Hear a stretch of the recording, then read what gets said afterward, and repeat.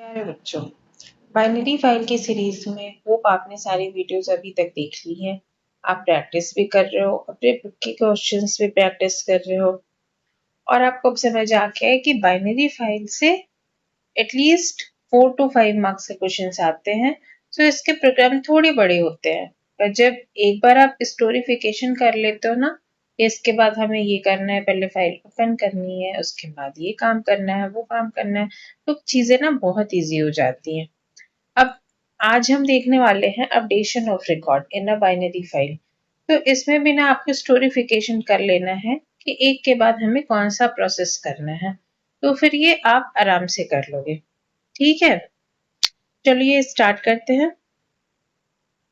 सबसे पहले जो आपको क्वेश्चंस है उसमें आपको देखना होगा कि आपका प्रॉब्लम क्या है, मतलब क्वेश्चन क्या है। जैसे कि अगर आपका स्टूडेंट का रिकॉर्ड है तो आपको क्वेश्चंस आ सकते हैं कि आप इस रोल नंबर के बच्चे का मार्क्स अपडेट कर दीजिए या नेम अपडेट कर दीजिए। ठीक है, तो कुछ इस टाइप के क्वेश्चंस आ सकते हैं। अगर एम्प्लॉय का डिटेल्स सेव है तो आपको क्वेश्चंस आ सकते हैं कि आप उसकी सैलरी को 500 से इंक्रीज कर दीजिए। ठीक है, कुछ इस टाइप से क्वेश्चंस आपके आते हैं। तो इसमें सबसे पहले आपका फर्स्ट लाइन क्या होगा? आई थिंक ये आपको सबको पता है क्या होगा बच्चों, इम्पोर्ट पिकल।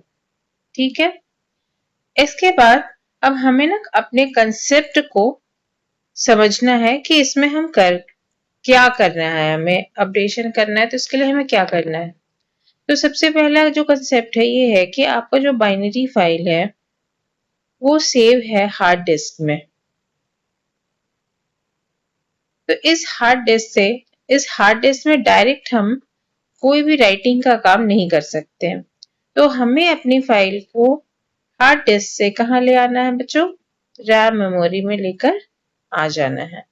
ठीक है, तो जितने भी रिकॉर्ड्स हैं that will come to your RAM memory. After bringing it to RAM memory, जब ये रैम मेमोरी में हमारा सारा डेटा आ जाएगा तो हमें इसे कहीं स्टोर करना होगा। तो इसके लिए हम एक क्या बनाएंगे, लिस्ट बनाने वाले हैं। ठीक है, तो सपोज कि स्टूडेंट डॉट डैट में आपने 3 स्टूडेंट्स का रिकॉर्ड सेव करके रखा है। तो अब हम क्या करने वाले हैं, we will make a list that will contain record of 3 students. ठीक है, तो जितने भी इसमें डेटा रहेंगे वो सब आकर एक लिस्ट में यहाँ पर स्टोर हो जाएंगे, क्योंकि हार्ड डिस्क में डायरेक्ट हम राइटिंग का काम नहीं कर सकते हैं। तो उसे हम क्या ले आएंगे, रैम में ले आएंगे। अब रैम में कैसे लाएंगे कि हम एक लिस्ट बनाएंगे and we will put all the records in this list. और ऑलरेडी हमारे रिकॉर्ड्स क्योंकि लिस्ट के फॉर्म में अवेलेबल हैं, तो ये सारे जो है वो इस गिवन लिस्ट में आ जाएंगे। Clear this? Okay, let's move to next slide. Now अब क्या है, आपके पास एक लिस्ट अवेलेबल है जिसमें 3 स्टूडेंट्स का रिकॉर्ड है और आपको कहा जा रहा है कि आपको रिकॉर्ड अपडेट करना है। तो सबसे पहले आप एक वेरिएबल बनाएंगे r, जिसमें आप यूजर से कहेंगे कि you enter the role number. आप उससे कहेंगे कि आप रोल नंबर एंटर कीजिए जिसमें आपको चेंजेस करनी है। ठीक है, तो अगर वो एंटर करता है roll number 2, then what we will do, हम लोग सर्च करने वाले हैं। जैसे इसमें ये जो फर्स्ट वाली लिस्ट है हमारी, इसके 0th पोजीशन पर, अब लिस्ट भी होती है ना, तो आपको पता है कि लिस्ट में इंडेक्सिंग हुई होती है। जैसे ये 0 इंडेक्स है, ये 1 इंडेक्स है, ये 2 इंडेक्स है।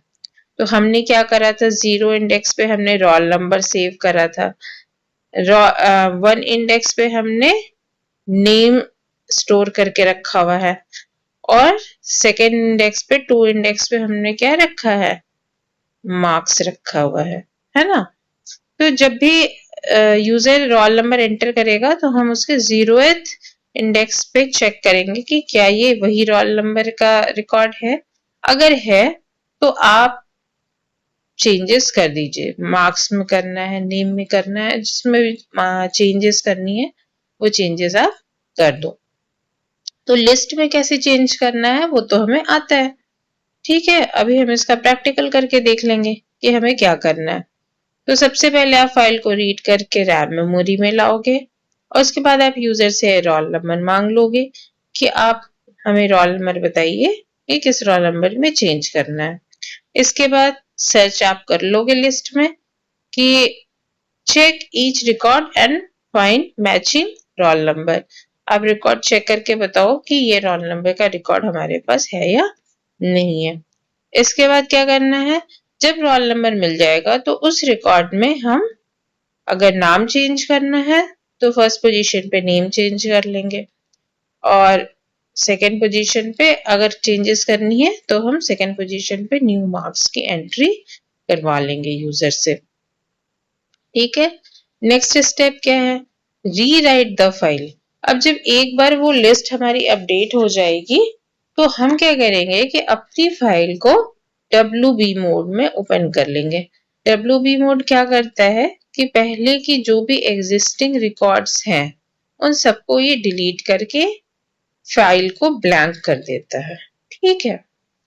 तो जब फाइल हमारी ब्लैंक हो जाएगी then what will we will do, we will dump all the records. तो इसका मतलब क्या है कि आपकी जो अपडेटेड लिस्ट है उसे आप फिर से यहाँ पर रीराइट कर दोगे। तो मतलब आपके फाइल में पहले से रिकॉर्ड्स थे, आपने उससे पहले रैम मेमोरी में लिया, रैम मेमोरी में आपने अपडेटेड लिस्ट क्रिएट करी। After that what you will do, you will clear all the records from this file and again dump all the records in the file. So this was the process. ये चीजें हमें करनी है। अब आपके mind में story होनी चाहिए कि किसके बाद हमें क्या करना है। फिर उसके बाद हम यूजर को एक सक्सेस मैसेज दे देंगे कि ओके हमने रिकॉर्ड्स को अपडेट कर दिया है। तो इसका हम कंक्लूजन देख लेते हैं क्या है। सबसे पहले आपको करनी है reading, after that searching, after that update and lastly save. 4 things, read, search, update and save. हाँ देखिए बच्चों, यहाँ मैंने अपडेट फाइल के लिए मैंने ऑलरेडी एक एडिटर ओपन कर लिया है। सबसे पहले ये जो रीड फाइल की हमने प्रोग्राम कर रखी है उससे हम पहले देखेंगे कि हमारे पास फाइल 1 में रिकॉर्ड्स क्या क्या हैं। तो इसे मैं रन करती हूँ। तो आप देखिए यहाँ 3 रोल नंबर्स के सेव है, अप टू 3 रोल नंबर्स, 1 अमन 78, 2 सुमित 85, 3 रोहन 99। ये 3 डेटा हमारे पास अवेलेबल है। जो चेंजेस करना है हम इसमें चेंजेस करके देख लेंगे। तो जैसे 3 के मार्क्स है 99, लेट्स चेंज दिस, ठीक है। चलिए पहले हम प्रोग्राम लिखते हैं। सबसे पहली लाइन कुछ हम अगर कॉपी पेस्ट कर पाए तो यहाँ से कॉपी पेस्ट कर लेते हैं। ये हमने कर लिया यहाँ से कॉपी और इसके बाद यहाँ मैंने कर दिया पेस्ट। पॉइंटर का नाम हम बदल देते हैं सो दैट कोई भी कंफ्यूजन ना हो, ठीक है।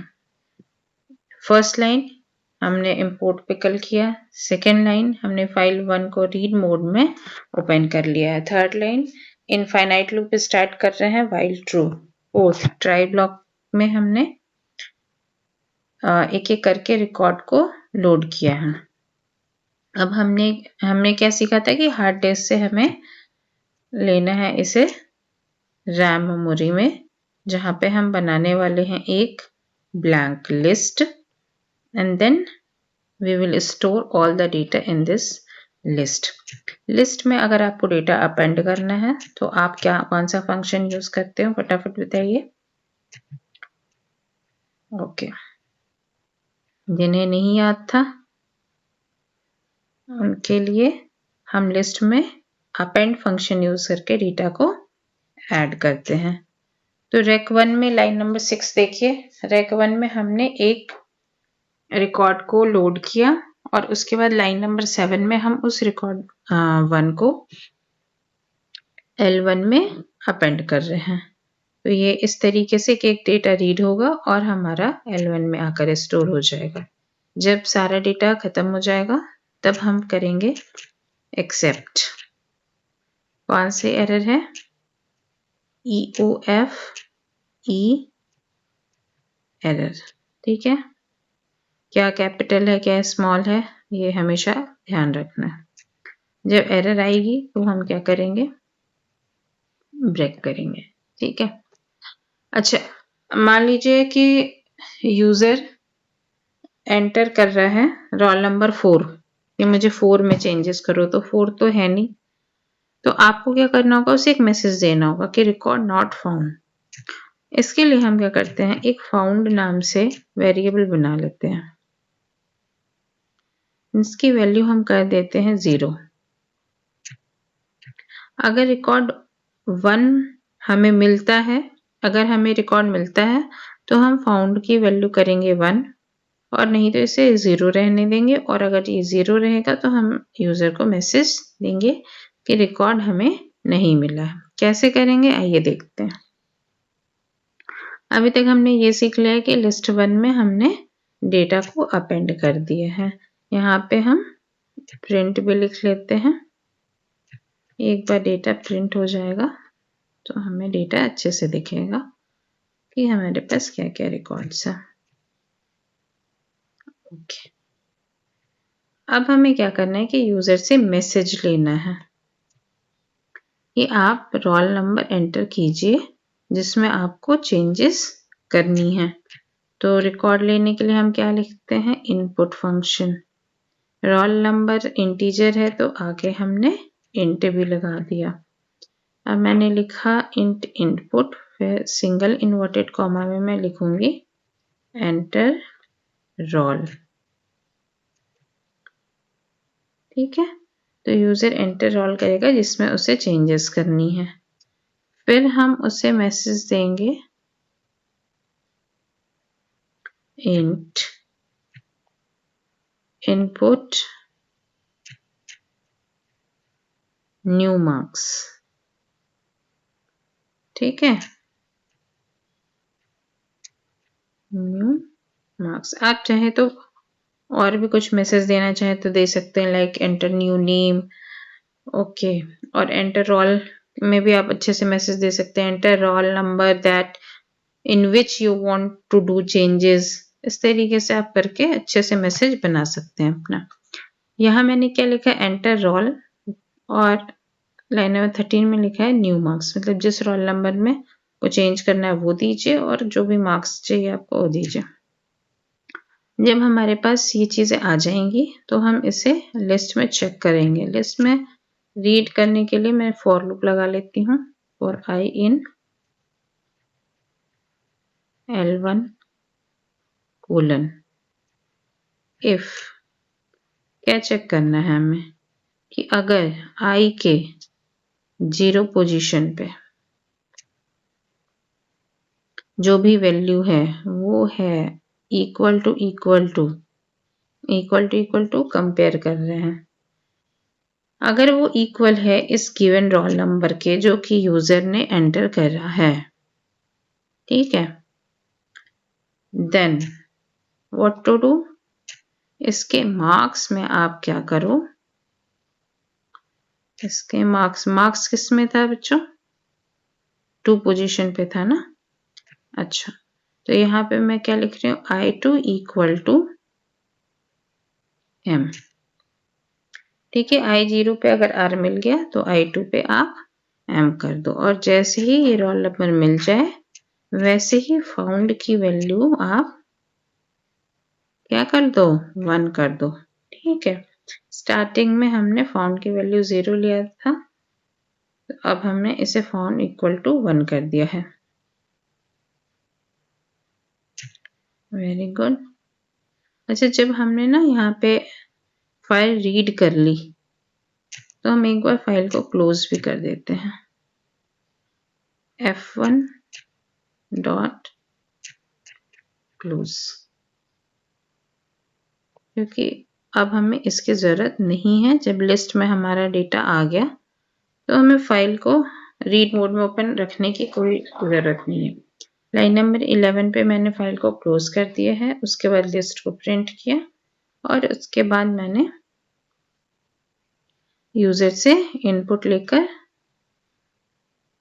सर्च करके हमने लिस्ट में, गिवन लिस्ट में चेंजेस कर दी हैं। अब मुझे क्या करना है? अब मुझे इसे डंप करना है।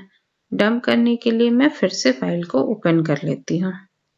तो मुझे क्या लिखना होगा बच्चों?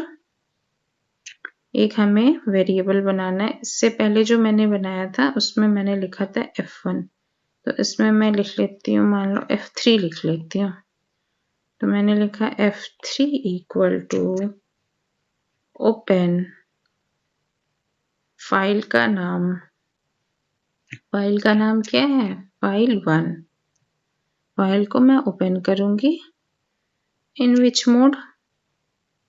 ये मैं मोड रख लेती हूँ आपका WB, क्योंकि हमें फाइल में राइट करना है।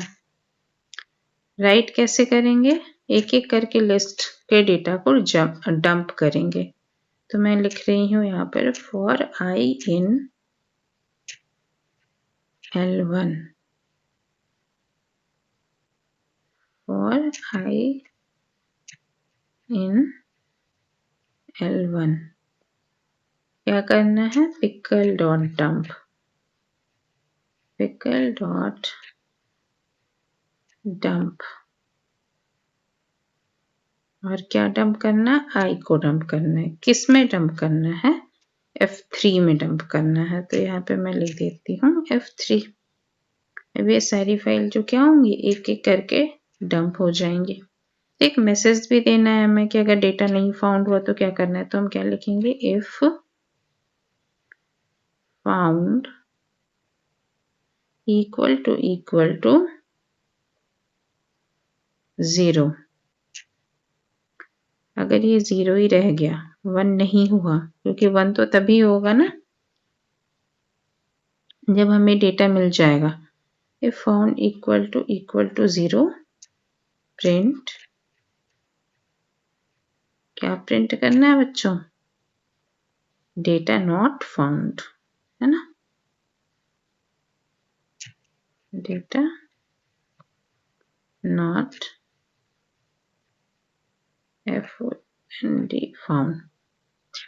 और लास्टली हम क्या करेंगे? फाइल को क्लोज कर देंगे। F3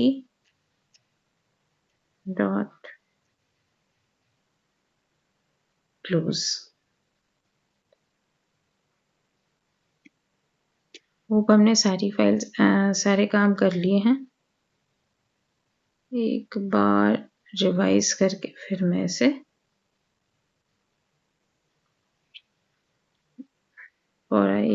ठीक है, एक बार इसे रन करके देखते हैं।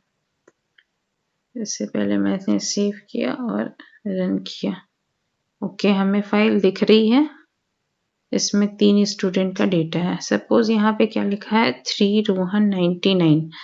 इसे हमें 89 करना है, तो हम एंटर रोल में लिखते हैं 3, न्यू मार्क्स में लिख लेते हैं 89 और ये प्रोग्राम फिनिश हो चुका है। अब हम कैसे चेक करेंगे कि चेंजेस हुई हैं कि नहीं? तो देखो, हमारे पास रीडिंग फाइल का एक प्रोग्राम था, है ना? इससे हम एक बार रीड कर लेते हैं। ओके, ये देखिए रोहन का जो मार्क्स है वो 89 हो चुका है।